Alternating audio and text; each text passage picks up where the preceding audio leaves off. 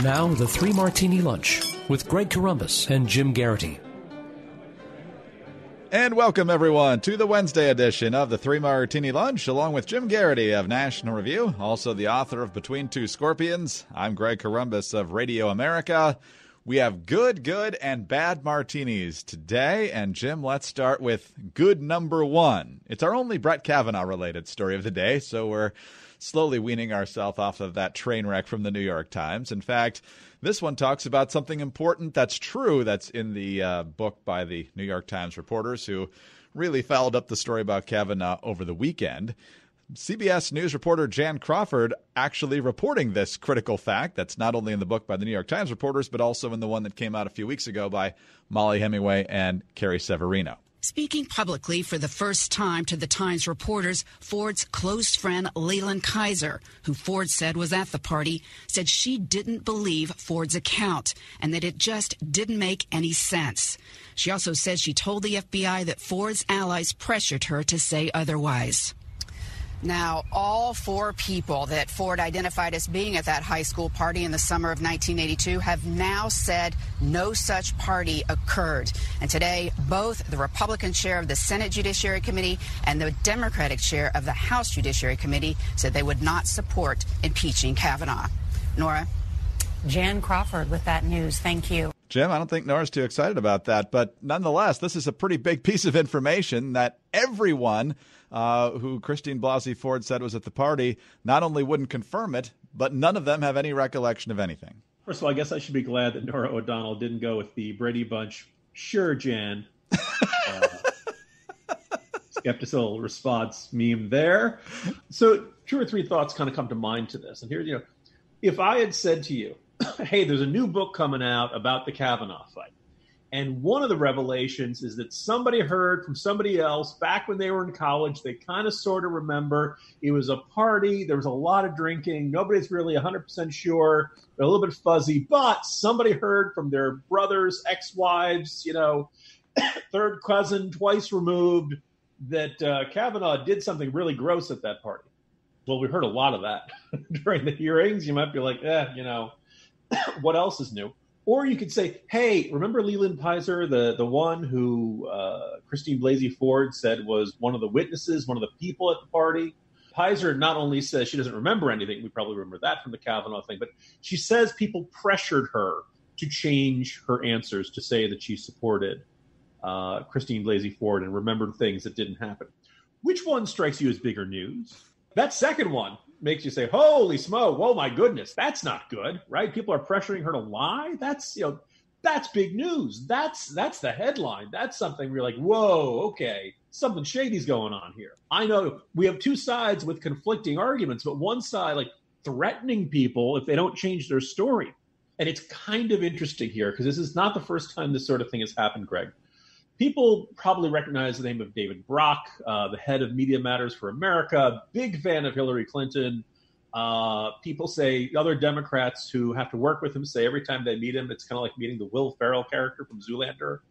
You keep expecting him to be petting some cat and, acting like this complete weirdo. But Brock, way back when, he was a writer for the American Spectator, and he wrote a book about Anita Hill. And apparently he had great sources on the Republicans on the Senate Judiciary Committee. They had done a lot of digging and investigation of Anita Hill. And they had a whole bunch of stuff that hadn't come out during the hearing to make you say, oh, you didn't believe Anita Hill before? Here's even more reasons to say, okay, I don't know if I buy this story of Clarence Thomas doing these terrible things. So he puts that out. It's out in the book, and the book makes a huge splash. You're like, wow, this is the real inside scoop about Anita Hill. Conservatives love it, et cetera, et cetera. David Brock gets a second book deal, and this time it's for a book about Hillary Clinton. Now, you think people didn't like Anita Hill back in the early 90s.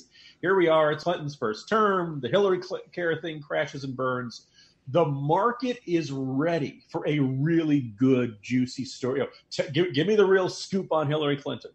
Except this time, David Brock doesn't have the Senate Judiciary Committee kind of doing the legwork for him. And he does his investigating, but he can't find a ton of new stuff about Hillary Clinton. So he writes this book, and it's very different from what everybody expected. A lot of people were disappointed by it.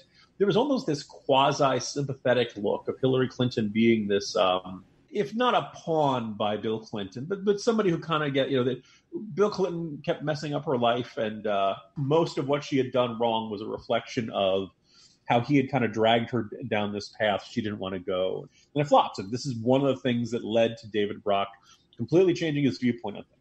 Now, let's say you're a New York Times reporter and you cover the Kavanaugh hearings. Kavanaugh gets confirmed, but you're like, there's more meat on this bone. This was a big controversy. There's more of a story to tell. I'm going to go out, I'm going to find the real story, and I'm going to write a book about this. You get the big book contract, but you don't find, Kavanaugh being the Texas Chainsaw Massacre perpetrator. You don't find the dirt. In fact, apparently in other interviews, they've said everybody they've spoken to talks about what an exemplary judge he is, how terrific he treats people, how, nothing in his professional life matches this story of, sounding like John Belushi in Animal House in some of these stories from back then. So one of two things. Either the stories are not true. As he said, I like beer. Kavanaugh was a bit of a party guy back then, but they're wild exaggerations. Or maybe he was every bit as bad as everybody says he is, and somehow, somewhere along the line, he completely turned his life around. Stranger things have happened. But if you're the New York Times reporter, nobody wants you to write a book saying, hey, Brett Kavanaugh's actually a good guy. There's reasons to not believe Christine Blasey Ford. Nobody's going to want to buy that book. I mean, the conservatives might, but you don't want to sell to that audience. You want to sell to the New York Times readership audience. So you write the story. You have to write whether or not the facts are there. And then in the back chapter, you say, oh, by the way, everybody who's ever worked with a guy says he, walks on water and is the best guy ever. He turns water into beer. Yeah, that's amazing what the mainstream media will consider the headline. So again, kudos to Jan Crawford when virtually everybody else in the mainstream media missed the actual headline from this book and what we've learned that's actually new from the Kavanaugh saga from a year ago. All right, let's move on to our second good martini, Jim. It was back in June when we had the first debate where Kamala Harris went after Joe Biden. She saw a little bit of a poll bump after that. And then it was late July in the second debate in Detroit on CNN where Tulsi Gabbard really went after the prosecutorial record of Kamala Harris. She wasn't really all that well prepared for it, and it looks like she's taken quite a hit. This is actually Kamala Harris right after that CNN debate dismissing the attack from Tulsi Gabbard. And the reason she says it needs to be dismissed is wonderful given today's news. This is going to sound immodest, but I'm obviously a top-tier candidate, and so I did expect that I would be on the stage and take hits tonight because there are a lot of people that are trying to make the stage for the next debate. Wait, what was that, Senator Harris? I'm obviously a top-tier candidate. A top-tier candidate. Well, maybe you were in the present tense at the end of July. You're not anymore. 3 different polls out in the last couple of days, Jim. 2 of them just out Wednesday morning. One, Economist YouGov. We've got Joe Biden at 26, Elizabeth Warren at 21, Bernie Sanders at 14, Pete Buttigieg at 9, Kamala Harris at 6. Then we've got Survey USA. We've got Biden 33, Warren 19, Sanders 17, Harris 6. Let's go down to NBC News Wall Street Journal. Biden 31, Warren 25, Sanders 14, Buttigieg 7, Harris 5. And then you're thinking, oh, well, it's national. It's the early states and the critical states that really matter. What about delegate-rich California, where she's from? Yeah, that's not good either for her. Biden 26, Sanders 26, Warren 20, Yang 7, Harris 6. So, Jim, I don't know exactly what we chalk this up to, but she's been all over the map on a lot of things, kind of like Beto O'Rourke also trying to leap at the most extreme position you could possibly take, him with the gun confiscation, which she has also bought into now. And now she's leading the charge for Brett Kavanaugh impeachment because there's perhaps a trail of crumbs there, although as we've just pointed out in the last 3 days, there's really not. So what do you make of the Democratic voters turning their back on Kamala Harris? Greg, I want to take a moment and just say to the listeners, you hopefully have been listening to us for a long time and you have a sense of our personalities. If it's your first time listening, welcome. My guess is up until now you've thought, boy, that Greg Corombos guy sounds like a really nice guy, really warm and friendly and no cruelty in his heart or something. Listeners, did you hear that joy in Greg's voice as he played that top-tier candidate soundbite twice? Just to twist the knife a little bit and, dip it in lemon juice first, and then really stick it. Yeah, I heard that in your voice, Greg, and good for you. Look, you almost could see the gods of politics. For the moment she said that, I'm a top-tier candidate. Just kind of rubbing their hands together and saying, Karma, you're up. Go hit her. This is kind of surprising because, in a way, at the very beginning of the process, you had who's likely to be the Democratic nominee. I think, early on, it's like, okay, Kamala Harris probably has, one of the best shots at this for reasons of demographics. Being from California doesn't hurt, the right kind of biography. That this was what the Democratic Party in the Trump era was going to be looking for, right? Woman, senator. She was, by a lot of measuring sticks, the ideal progressive prosecutor for, because she went after big corporations and she talks a good game. Yeah, again, Tulsi Gabbard gutted her like a fish. But I also think there's a certain, we talked about how cloying her effort was in that last debate. It's not like we've seen a counter strike or an ability to defend those 5 bad decisions from her prosecutorial term.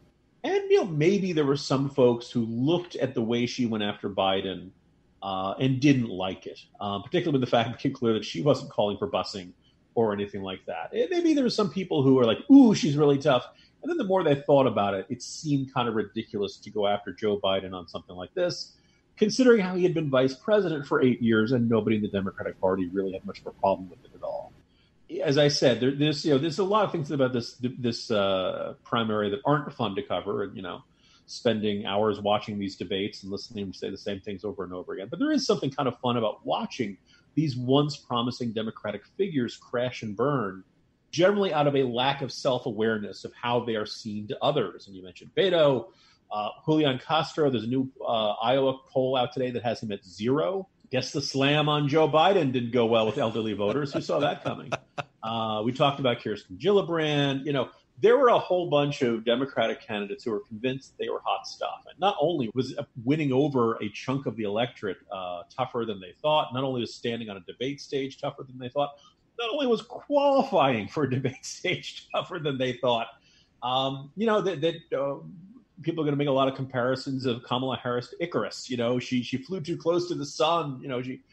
She was top tier candidate after that first debate, and then she lost it. And I think what's kind of striking is how fast she's fallen, how significantly she's fallen, and that it is fairly consistently. It's not like it's here or there.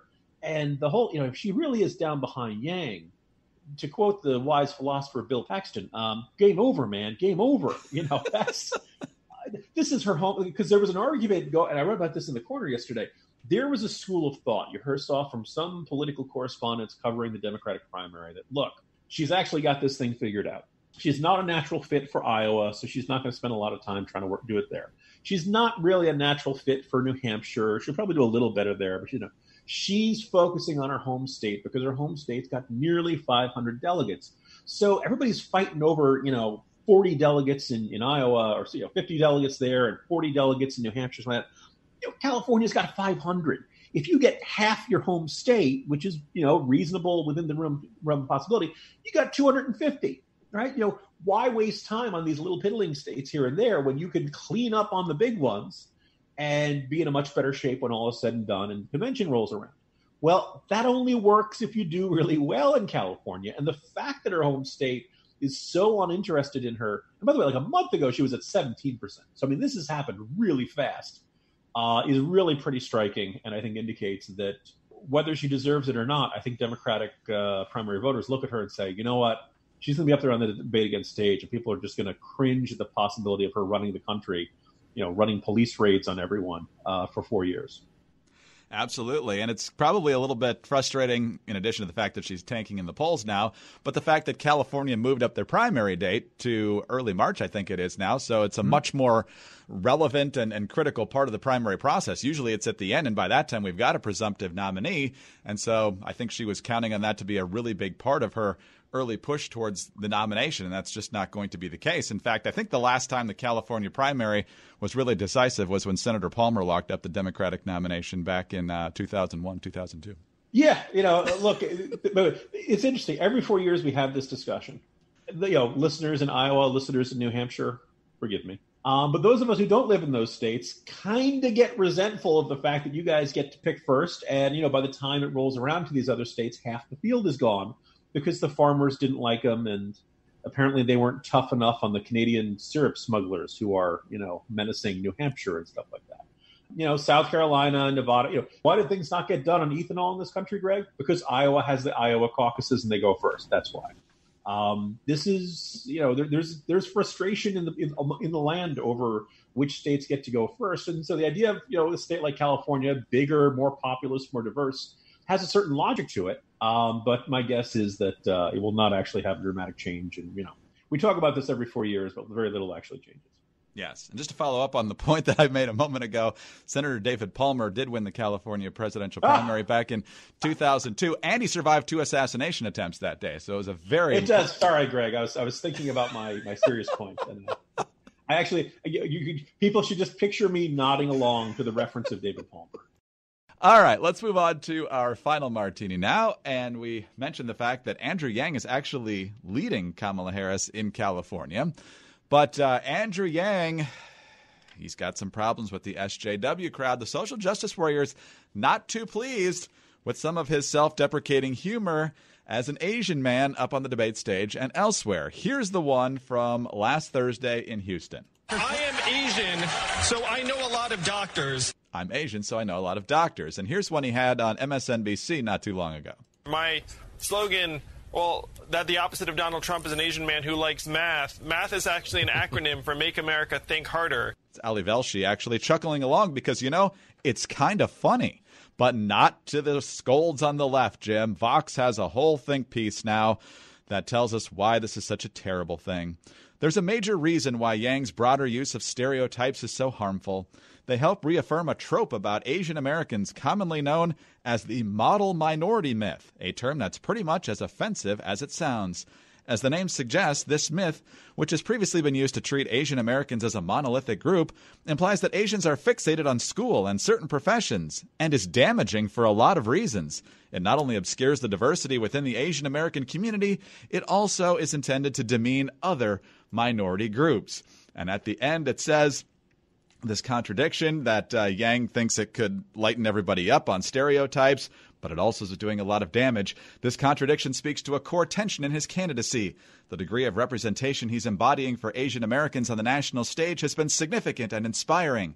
But the messages he's sending voters aren't celebrating his identity so much as using it as a punchline.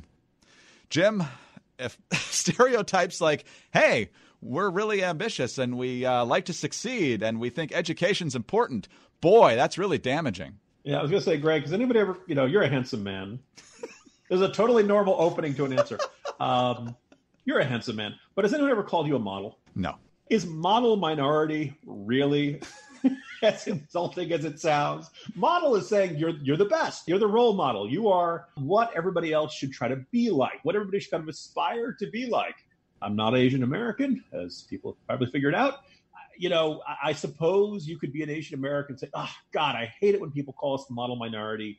I hate it when they think we're so great. I hate it when they say that we're, look, I guess I can understand where that's coming from. For a long time, American culture has operated on this unofficial rule that you can make fun of the group that you're a part of, but it's kind of rude and kind of insulting and kind of not nice to make fun of other groups. This is how Dave Chappelle and Chris Rock get away with what they say, but other folks don't. This is why they couldn't do, for example, say Jeff Foxworthy's routine. Why do audiences full of people from the South and Midwest laugh at, if your family tree doesn't fork, you might be a redneck? Why do people laugh? Because Jeff Foxworthy's making fun of himself. If I went on to this and said, let me tell you about the Irish, folks. We're born pregnant. We have preschool drinking problems. I miss my grandfather, but because he's voted in Chicago, I feel like he's never really gone. You could do those. I can do those jokes. Greg, I'm sure you could probably come up with some Greek jokes. Sure. This is the unofficial rule. Maybe it's fair, maybe it's not, but it's the way things are. Can anyone point to anybody who's being harmed by Andrew Yang making these jokes? No. It's harmless fun. Right. I cringed a bit. I suppose when he said I know a lot of doctors or something like that. But all in all, look, if this really is the biggest problem facing the country, then we're set. We're golden. Nothing's wrong. Or the other thing is that if this really is a bad idea, and if Asian Americans really are offended by Yang's jokes, then they won't support him. They won't vote for him. They won't donate for him. They won't say they're going to vote for him in polls. And that'll be the consequence. Again, maybe there are some folks who this really is rubbing it the wrong way. I think Yang has done that calculation. And, the other flip side of this is that, Greg, off the top of my head, have we had an Asian American major presidential candidate in my lifetime? Not that's immediately coming to mind, no. Right? So this guy's a trailblazer as is. So my guess is there are probably a whole bunch of Asian Americans who are like, finally, one of us is up on that stage. And they're probably very proud of that. Another barrier has kind of fallen. So good for you, Andrew Yang. You're probably not going to become president, but you know what? You were a guy who on that first debate stage, people thought, wait, did they leave the back door open? Who is this guy? Is he giving us a sales pitch? He didn't even bring a tie. I feel like he's going to try to sell me a timeshare or something. He's now ahead of Kamala Harris in California. Good for you, Andrew Yang. Hold your head up high and, write a book on the universal basic income or something like that. He'll probably be just fine. And, out of all the things, developments in this stage, in this, this Democratic presidential primary, Andrew Yang making these jokes is really very far from anything people really need to worry about. Yeah, I just don't get it why high achieving is something to be not pointed out, even if it's kind of tongue-in-cheek like he did in this situation. I mean, I was in a bunch of math competitions when I was a kid. I didn't finish at the top, but I'll tell you who did. There are Irish who can't hold their liquor. Yes, Asian Americans who are bad at math exist. Right. I'm sure they're out there. I guess the other thing is when people say, oh, these stereotypes, isn't it terrible that people think that you have these positive traits? I guess. Maybe you disappoint them in some way or something like that. But, in a world where there's still genuine hatred and there's still where there are still people burning crosses and stuff like that. Man, this stuff certainly feels like minor things to worry about, all things considered. There's probably Greeks also that have no ancestors or relatives that ran restaurants. Not my family. I have to say, will you forgive me in advance, Greg? Sure. There are probably some Greeks who have entirely complete sets of plates. See, Greg has a sense of humor. I offer you one free Irish joke in return. Part of my heritage is German, so if you want to make, if you want to make a joke on that front, you can, but just remember it has to be disciplined and well organized. Oh no. No worries. I would hesitate to make a joke about the Irish because it might bomb, and that would be a problem.